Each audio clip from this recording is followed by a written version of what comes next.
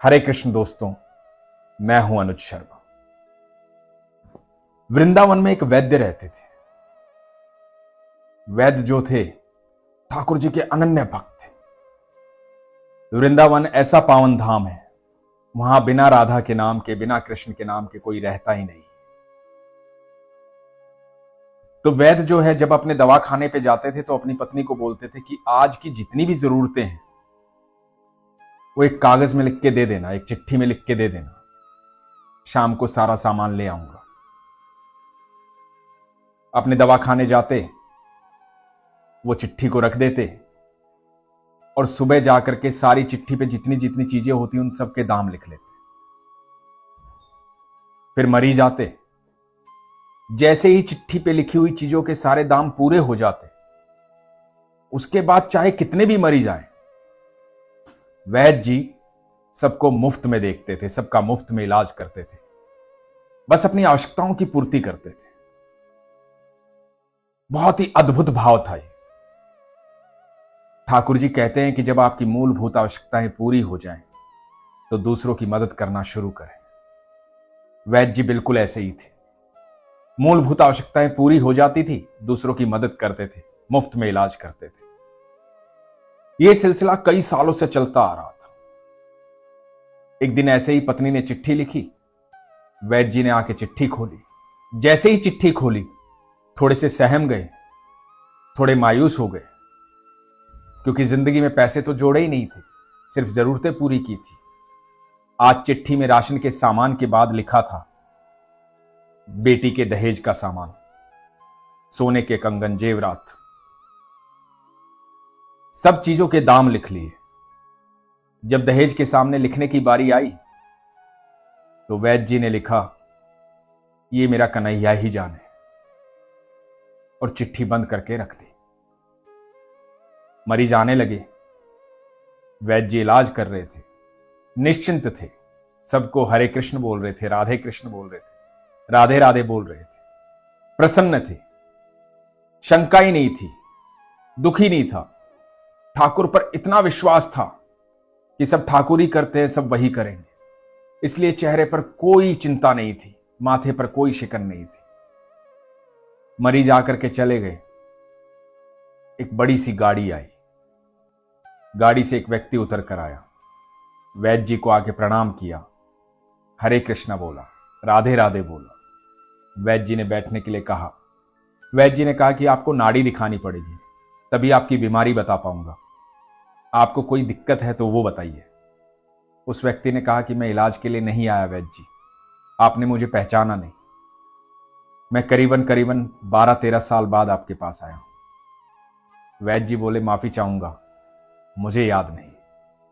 तो उस व्यक्ति ने कहा कि आपको याद नहीं होगा, मेरी शादी हुई थी, मैं और मेरी पत्नी बड़े परेशान थे, हमें संतान सुख की प्राप्ति नहीं हो रही थी, हमने कई जगह इलाज करवाया था लेकिन कुछ फायदा नहीं हुआ था।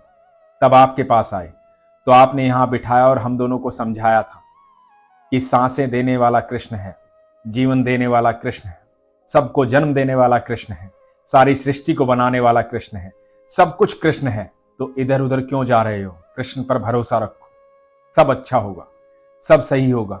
मेरा ठाकुर सबको खुश रखता है, सबको सुखी रखता है, बस एक बार विश्वास करके देखो।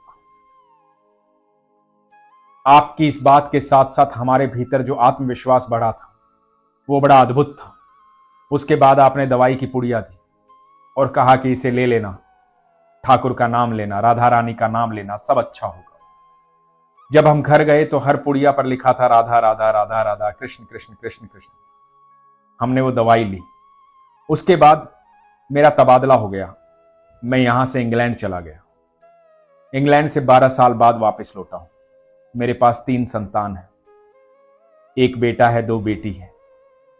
सब आपका आशीर्वाद है, आपका प्रेम है, ठाकुर जी की देन है। ठाकुर जी ने अद्भुत कृपा की। तब से लेकर आज तक मेरे घर में एक पल भी बिना राधा कृष्ण के नहीं जाता। हम आपके बहुत आभारी हैं। मुझे इंग्लैंड से यहां आना पड़ा क्योंकि मेरी भांजी की शादी थी। मेरी इकलौती बहन है, विधवा है। भांजी की शादी के लिए मैं आया था, सारी व्यवस्थाएं मैंने की थी, लेकिन अचानक से एक एक्सीडेंट हुआ और भांजी का देहांत हो गया। बहुत दुख हुआ। करीबन करीबन 15 दिन बीत गए हैं। तो मुझे याद आया कि आपकी भी एक बेटी है, वो भी विवाह योग्य हो गई होगी। मैं आपके पास इसलिए आया कि मेरी भांजी का देहांत हो गया, परंतु मैं दहेज का सारा सामान ले चुका था और मुझे ज्ञात है कि आपकी बेटी भी विवाह योग्य हो गई है। तो मैं उसके सारे दहेज की व्यवस्था करना चाहता हूं। मैं सबको एडवांस में पैसे दे चुका हूं। जब भी आपको सामान लेना हो, सारा सामान आपके पास आ जाएगा, चाहे उसकी शादी 1 साल बाद हो या 2 साल बाद हो। जब भी आपको दहेज के लिए सामान लेना हो, आप वहां से सामान ले लीजिएगा। मैंने सबको बोल दिया और सबको पैसे दे दिए हैं, और कुछ पैसे मैं और देना चाहता हूं कन्यादान के तौर पर। और इसके लिए आप मना मत कीजिएगा, क्योंकि आज जीवन में जो भी खुशी है, जो भी सुख है, वह आपकी वजह से है। आपने कृष्ण का मार्ग दिखाया, आपने मुझे मेरे ठाकुर से मिलवाया। आप धन्य हैं वैद्य जी, आप जैसा व्यक्ति मैंने आज तक देखा नहीं। ये सुनकर वैद्य जी की आंखों में आंसू आ गए। वैद्य जी के लिए कोई इंग्लैंड से आया हुआ व्यक्ति नहीं था। वैद्य जी के लिए साक्षात श्री कृष्ण का भेजा हुआ बंदा था। साक्षात श्री कृष्ण थे। वैद्य जी ने वो चिट्ठी निकाली, उस व्यक्ति को दिखाया और दिखाया कि देखिए, मैंने सुबह ही क्या लिखा है। मुझे मेरी बेटी के दहेज की व्यवस्था करनी थी और मैंने लिखा है कि ये मेरा कन्हैया ही जाने। मेरा कन्हैया इतना अद्भुत है। मेरे जीवन में जो कुछ भी है मेरा ठाकुर ही है। इतने साल बीत गए, आज तक कभी ऐसा नहीं हुआ कि मेरी पत्नी ने चिट्ठी में जो लिख के दिया हो वो पूरा ना हुआ हो। आज भी मुझे पूरा भरोसा था, इसीलिए लिखा था कि मेरा कन्हैया ही जाने। मेरे ठाकुर मेरी सारी व्यवस्थाएं करते हैं। मेरी संपूर्ण आस्था मेरे कृष्ण में है, मेरे ठाकुर में है। इसीलिए मैं सबको बोलता हूं कि जब भी आपको लगे कि जीवन में कुछ असंभव है, मुश्किल है, तो एक बार मेरे ठाकुर को याद कर लेना। मेरे पास जितने भी मरीज आते हैं, मैं सबको यही बोलता हूं कि दुखी मत हो, परेशान मत हो।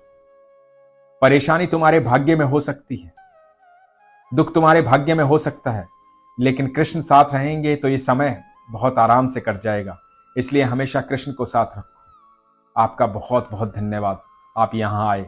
आपको मेरे ठाकुर ने भेजा है, साक्षात मेरे कृष्ण ने भेजा है। बहुत बहुत आभारी हूं। और दोनों ही, वैद्य जी और वो व्यक्ति, अपने ठाकुर को याद करके रोने लगे। ये आस्था और विश्वास की बात है।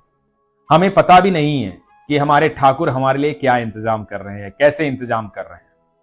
हमारा विश्वास होना चाहिए। जैसे वैद्य जी ने लिख दिया कि ये बात मेरा कन्हैया ही जाने। आपके लिए कोई समस्या हो सकती है, आपके लिए कुछ भी असंभव हो सकता है, लेकिन मेरे ठाकुर के शब्दकोश में असंभव है ही नहीं। समस्या नाम का शब्द ही नहीं है, तो वहां समस्या होगी कैसे, वहां असंभव होगा कैसे, जहां ठाकुर जी होंगे। इसीलिए तो हमेशा कहता हूं, अपने विश्वास को मजबूत रखो, अपना ख्याल रखो। हरे कृष्ण।